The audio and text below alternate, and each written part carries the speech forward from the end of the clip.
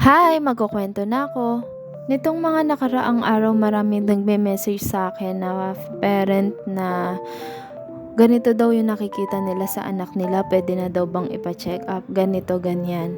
Ang lagi ko pong sinasagot ay kapag 2 years old na po yung anak nyo at meron po kayong nakikitang kakaiba, wala naman pong mawawala sa inyo kung ipapa-assess nyo po yung anak nyo. Again, ito pong kwento ko ay based lamang po sa naging experience namin. So what are the factors that led us to decide na ipa-check up yung anak namin?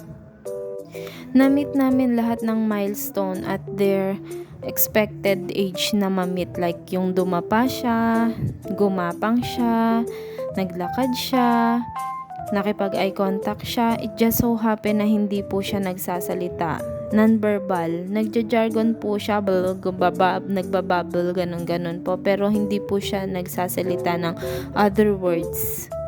Nakakapagsalita lang po siya ng dada at saka mami, and yun lang po. Sabi ko, as a first time mom, parang may mali since marami naman po kung mga naalagaan na bata na hindi po ganun. So kaya nag-come up po kami sa decision na pa-check up po yung anak namin.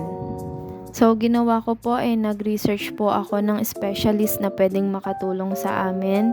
Nagpa-check up din po kami sa pediatrician hanggang sa ni-refer po kami sa neurodevelopmental pediatrician. Yun lamang po. Kung may question po kayo, message nyo lang po ako at sasagutin ko po. Hanggang dito na lang po. Maraming salamat sa pakikinig.